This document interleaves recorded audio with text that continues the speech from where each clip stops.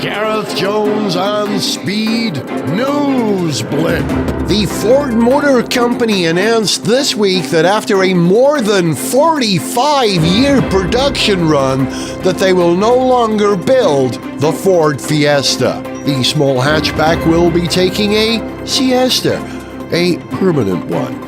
The beloved little car will no doubt be escorted off the production line, no doubt to be replaced by a new electrified model, probably drawing on a heritage name from Ford's past. Our suggestions here include a moniker like E-Thunderbird or Capri with an E, or most likely Escort XRE.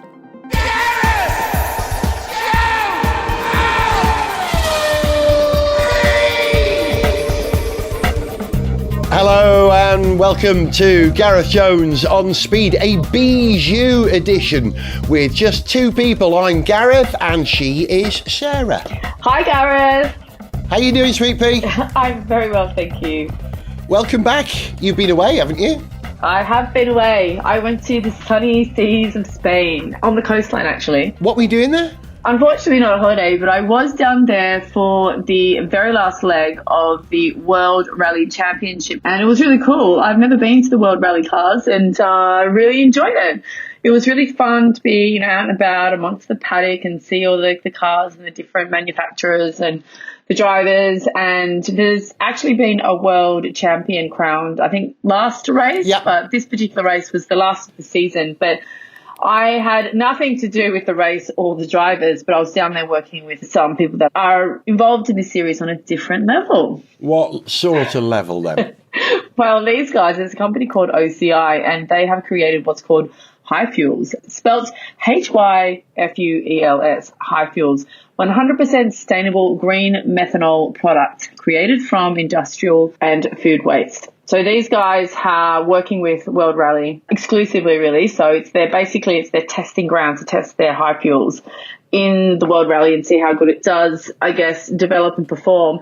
And I guess their objective is to have this amazing fuel for racing that won't jeopardize any performance. So they don't want to compromise any performance in the extreme conditions that the rally cars do go through. Yeah. And so they basically want to show the world just how great these HyFuels are, and with the idea then to use it in other applications such as aviation, shipping, on the roads with trucks and everyday vehicles. So the good thing about rally cars is that they do use everyday vehicles that a lot of people do have on the road. Yeah. So I found it quite interesting, and it's definitely something that everybody in motorsport is working towards. Yeah, that's right. The FIA is encouraging, or they're making sure that all their racing series are moving towards a sustainable future. It's interesting. I'm guessing that this is a methanol-based fuel if it's made from food waste, and they do use methanol in IndyCar. You can tell because when they refuel the cars in IndyCar, they spray the fuel filler socket with water, because when methanol burns, it burns invisibly. You can't see it. So if it is burning, you don't know. So they squirt water as soon as they finished filling, just to put out any flames that may be there. But I would imagine that the methanol that they use in IndyCar isn't green produced. In fact, I used to use methanol. I used to fly radio-controlled model aircraft and helicopters and RC cars when I was a kid, and they run on what was called nitromethanol, which was very volatile, very greasy, very smelly. I wonder if this HyFuel is smelly. Did you remember the smell of it? Did you get to handle any of the chemicals? Well, I did get to go to the refueling station, the refueling zone, and funnily enough, I didn't smell any stench. Maybe it's either A, it's me, or B, it really is a clean brand, because it didn't smell, and I saw lots of the rally cars coming in and being refueled. That's where we did a lot of our shooting, obviously. So. Yeah. Fascinating. I'd like to have been there with you on that. I'd love to talk to those people about that. Yeah, it was really cool. Although I might have it wrong. Maybe I just wasn't up close to the petrol fumes enough. But I kind of was. So you can't call it petrol. It's not petrol. It's fuel. it's HyFuels. It's HyFuel. Yeah. Get the brand right. That's right. Sorry, my mistake. I've been conditioned. Yeah. Okay, let's talk about Formula One. We had a tremendous race. I think it was a cracker, wasn't it, at the US Grand Prix? I love the Circuit of Americas. I think it's a fantastic track. And did you see how many people they had there this time round? They did say they had quite a few people there. They said the Americans, they love the Formula One. They even had Brad Pitt. Yeah, I know. Yeah, it is a really cool track to, all the aerials and everything look really cool. So it's a great track. And some are saying it has been the best race of the season. It was a cracker. Yeah, there was a lot going on, actually. And it was good to see Lewis Hamilton in the lead, even if it was just for 5 laps or so. Yeah, hooray for that. There is hope. I know, I never thought I would say that 2 years ago, but I mean, I kind of missed that. It's quite endearing to see him be so humble in 2nd, 3rd, 4th place all the time. I reckon Lewis Hamilton is the Michael Jackson of Formula One. I don't know if you've heard him during interviews these days, but when he's on the radio, he's like, oh, you guys, you did everything. It's like, he kind of sounds more like Michael Jackson than Michael Jackson did. He's more American and more softly spoken than he ever used to be. There were 440,000 people at the Circuit of Americas. Wow, that's amazing. I think that's over the whole weekend. I don't think that's all at one point, but that's a heck of a big crowd considering how F1 used to really struggle when it was at Indy, when they raced on the Grand Prix circuit in Indianapolis a few years ago. And it's all down to Drive to Survive, isn't it? Yeah, I think it's been really popular, very popular in the US. And there is more races happening next year in the US, Las Vegas even. So it will definitely develop further over there. And especially with all the interest in creating this Formula One film. Yeah, it's all heating up, isn't it? It's really cool. I'm intrigued about this film, though. Brad Pitt in the pit. He's perfectly named, isn't he? Yeah, he is. I mean, he's just an incredible actor. I really like Brad Pitt. Did you see his latest film? What's it called? Once Upon a Time in Hollywood. No. He actually won a Golden Globe for it. His performance was so good. I definitely enjoyed it. He was just like this amazing character and he just played it so well. And it's got that really dark sense of humour. It was, what's his name? The film director that does those gruesome films. Oh, my goodness. I can't think of his name. But Leonardo DiCaprio acted alongside him. I'm very fond of Brad Pitt as an actor. I'm not sure how good this film is going to be, the Formula One film, because there have been a number of attempted F1 films over the years. And there's only one good one. Is it the 1966 film, Grand Prix? I think it was 1966. I could be wrong. That was very atmospheric and wonderful. But the nearest we got to a Formula One film in recent times was when Sylvester Stallone courted Bernie Ecclestone. He said, right, I want to make a Formula One. That's my Sylvester Stallone impression. I want to make a Formula One film. It doesn't sound like that. And right at the very last minute, after like 12 months of Sylvester Stallone being in the F1 pit lane, Bernie said, no, you're not going to make it. I changed my mind. But Sylvester Stallone went ahead and made the film anyway, but he made it in conjunction with Champ Car in America, which is what IndyCar was during that period. And this was the corniest piece of celluloid waste of time you will ever see. It was an awful film. At one point, the hero of the film steals a Champ Car, then goes chasing off down the highway or down through a city, chasing someone to defend his girlfriend or something like that. It was awful. The crash scenes looked good. The crash scenes were really good. But the rest of it was abysmal. And I think Formula One is going to be a very difficult film to make properly. It's either got to be a very, very serious film, or it's got to be an utter fantasy. But I'm concerned that if it does become fantasy, it's just going to be silly. But you've got to hope that Brad Pitt can do it. And he's got Lewis as a producer, hasn't he? Oh, really? He's producing? Wow. That's cool. Yeah, one of the producers. No, I think it'll probably be a serious film. It was Will Smith. He acted in a film with Margot Robbie, and there were some scenes from that based on a Formula One circuit. I don't think they'd be able to do comedy. Like, surely not. I think it'll be more about the racing. Didn't they do, Ford versus... Oh, right. Yeah, that's the best motorsport film. Ford versus Ferrari, Le Mans 66. Exactly. We saw that together. Yeah, exactly. The storylines, they think, you'd hope they'd be quite good. But I'm sorry, going back to Once Upon a Time in Film, Quentin Tarantino, sorry, he was the director of that. So, yeah, Quentin Tarantino. So, worth a watch, definitely. Sorry, coming back to it, I couldn't think of it now. Thank you. I've managed to, yes, just in case. I can never remember anybody's names these days. I haven't for 10 years. Have I, Dave? You're called Dave, aren't you? No, that's right. All right, let's talk about the race. Zach Brown. Zach Brown got a lot of attention. I know it's the US Grand Prix and he's American. But at one point when he was being interviewed, he referred to Valtteri Bottas. Valtteri Bottas. You'd think he'd know how to say the names of the people on the grid by now. Bottas? But also, Zach was spending a lot of time with Mario Andretti over the weekend. He let Mario Andretti drive a McLaren from about 5 years ago. And it was one of the old screaming V10 McLarens. It sounded beautiful. And Zach himself somehow managed to squeeze into a car, an old McLaren, and drove that around with him. Couldn't keep up with Mario. Mario, despite being 80-something, was absolutely flat out on the circuit. I love him.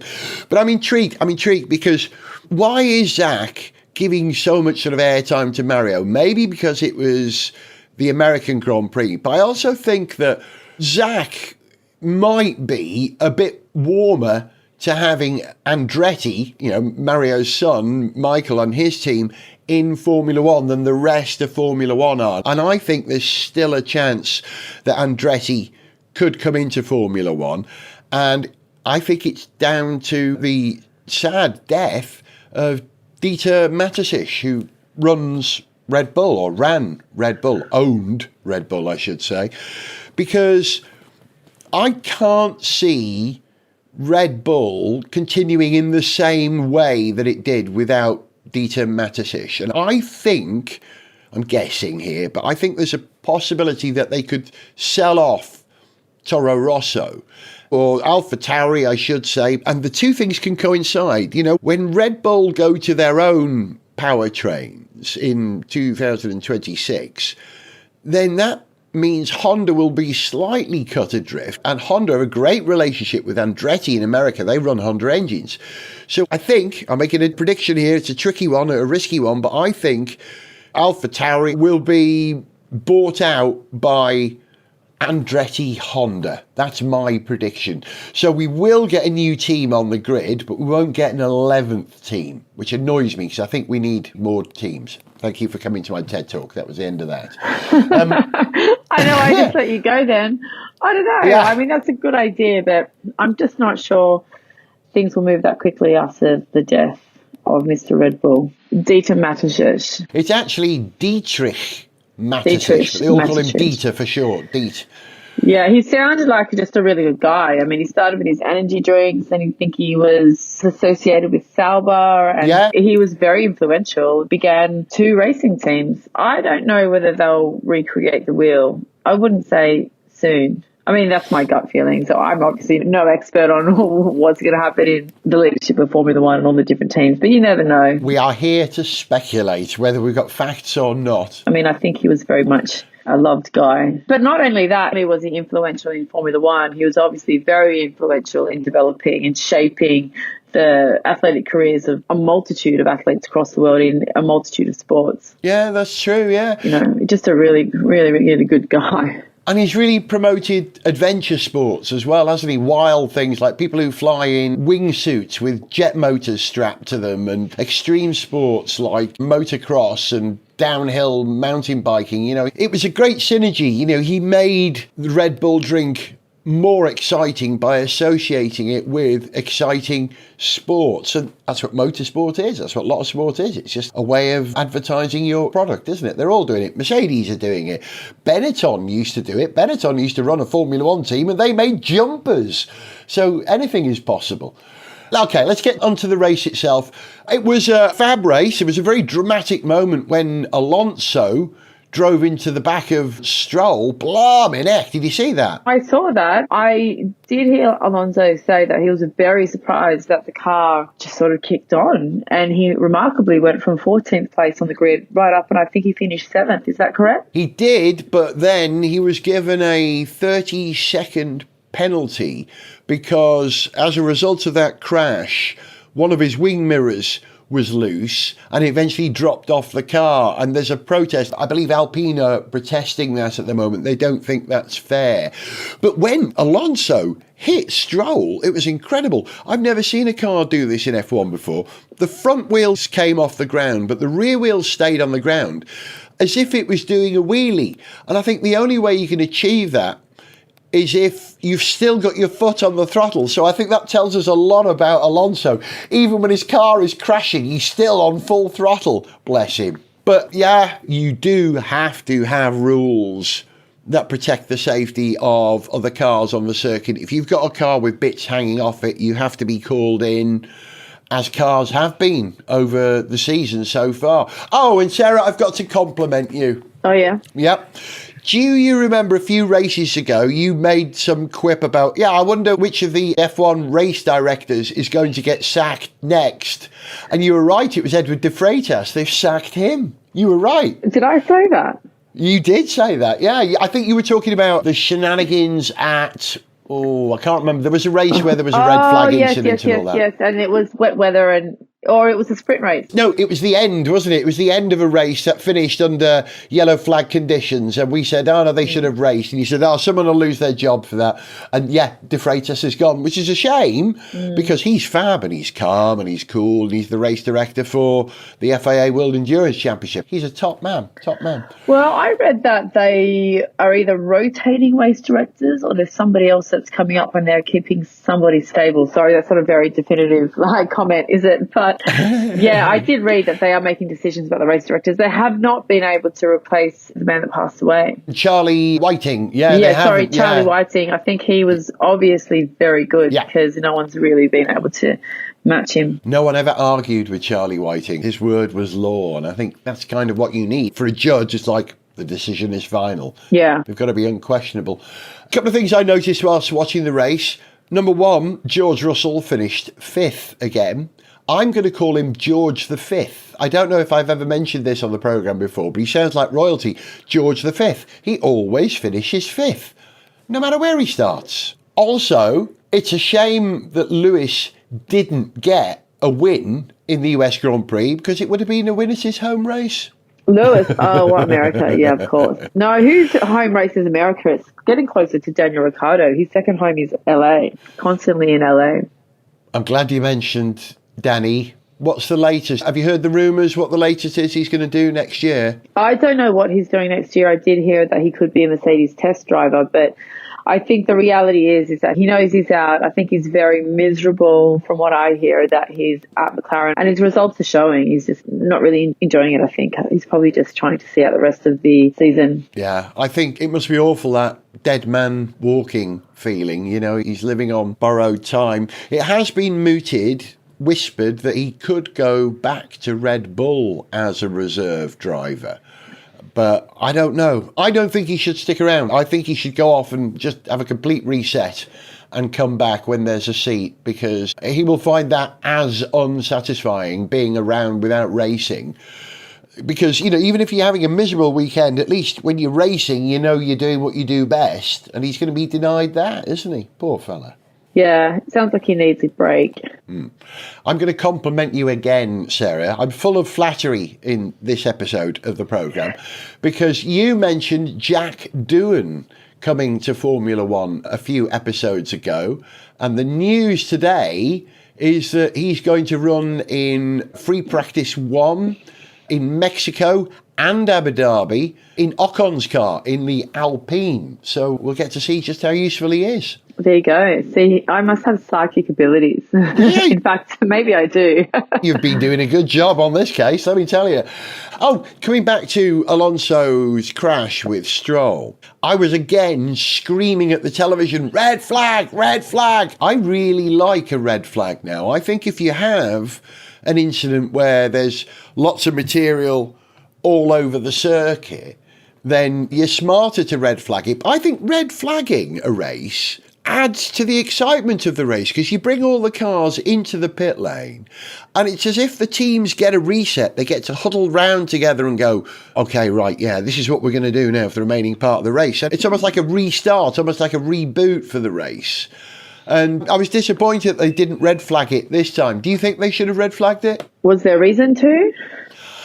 It was marginal. It took them quite a while to get the snatch tractor up the circuit from where it was to retrieve the car, and there was quite a lot of debris. But I think they should red flag it at the drop of a hat these days, because it actually builds the excitement. So even if it's marginal, I think, yeah, red flag it rather than having the cars plod round.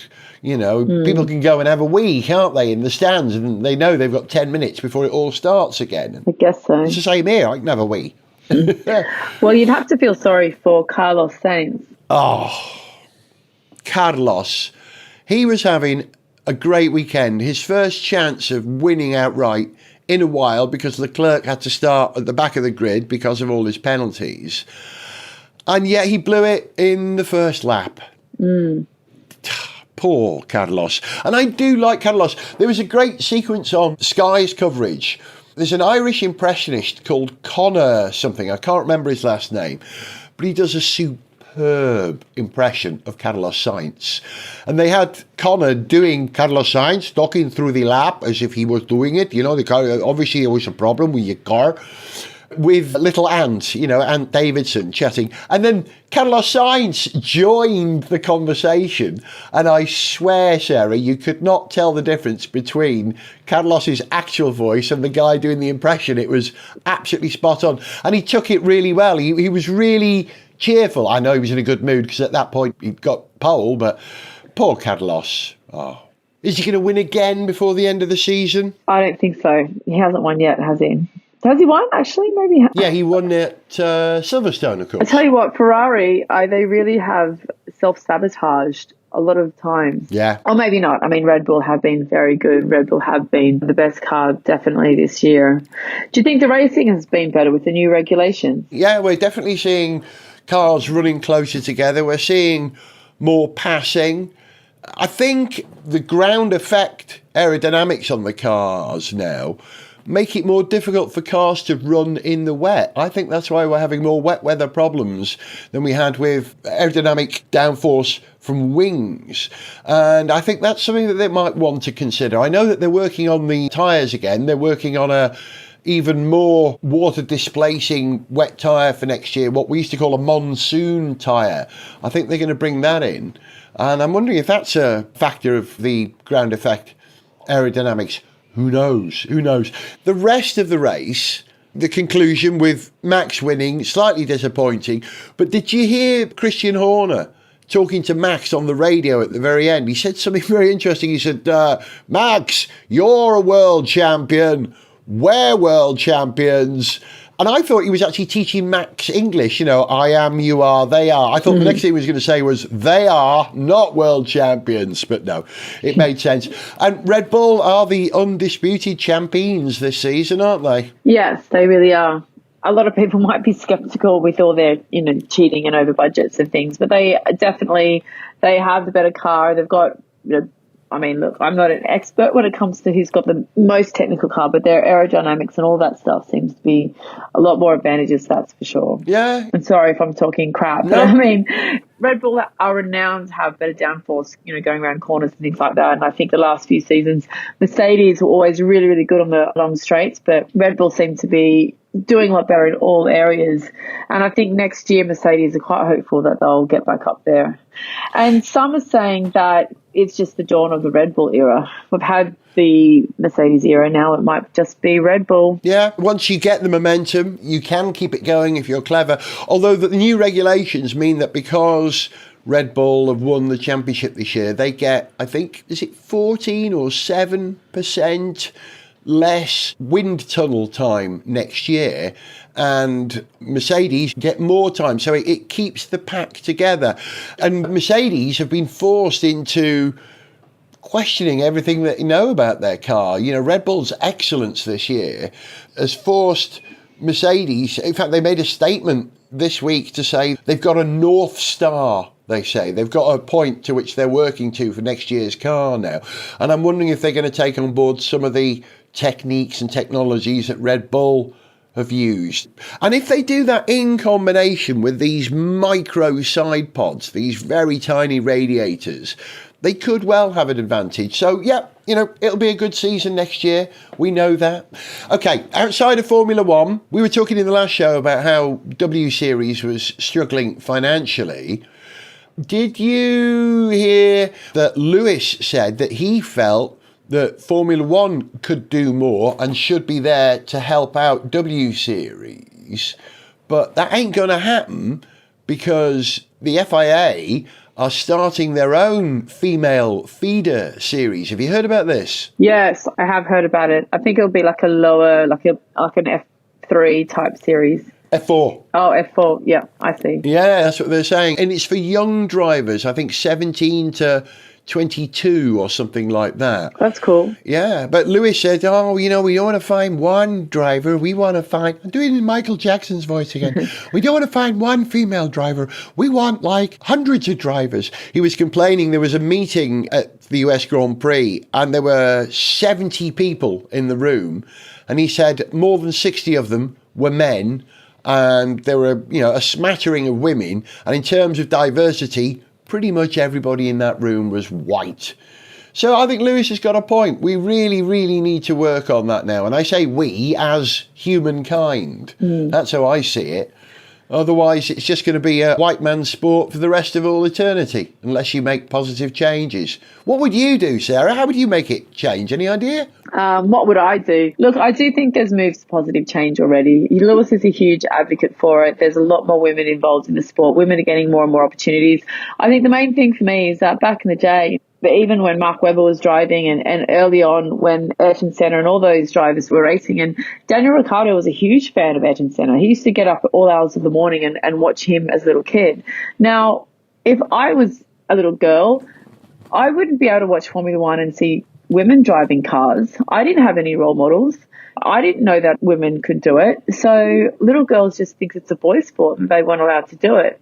It's a bit like ballet and little boys. They just think it's a girls' sport, but it's not. It's open to both genders. And I think more and more as young girls see other women get behind the wheel of a motor racing car, they'll start to believe that they can do that too. So it's just getting more female role models and more, multi-raced, role models. And Lewis Hamilton is a great role model for the black community. Yeah. That I don't think the colour of your skin really is a definitive, but I do think there is a lot of merit in saying that young kids do need to see that they can do it too if they want to, because, their role models are doing it. So it definitely doesn't hold any discrimination towards any necessarily agenda or any culture or colour of your skin. I think it should be open to all. And it is about just getting more and more drivers that are more and more multicultural and diverse. I've got the answer. I've just worked it out.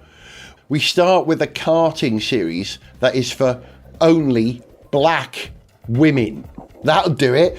Wow. They might start to think it's the other way. It might be racist the other way around. Well, it's positive discrimination. But that would solve the problem, wouldn't it? Black women, get them in. Yeah, that would do it. Hey, there you go. We've sorted out the future of Formula One. Just you and me, Sarah, in our short conversation today. We've sorted the future. Thank you very much indeed. And Sarah, I'll see you for the next show, yeah? I'll see you later. Bye. Thanks, Gareth. Bye. Bye. And so long, you guys, here for the next On Speed in a week's time. For information on how to contact the show, see pictures, get song lyrics, follow us on Twitter, find our Facebook fan page, or to sponsor the show, go to garethjones.tv. Gareth Jones on Speed is made in London by Whiz Bang. Gareth Jones on Speed! Speed!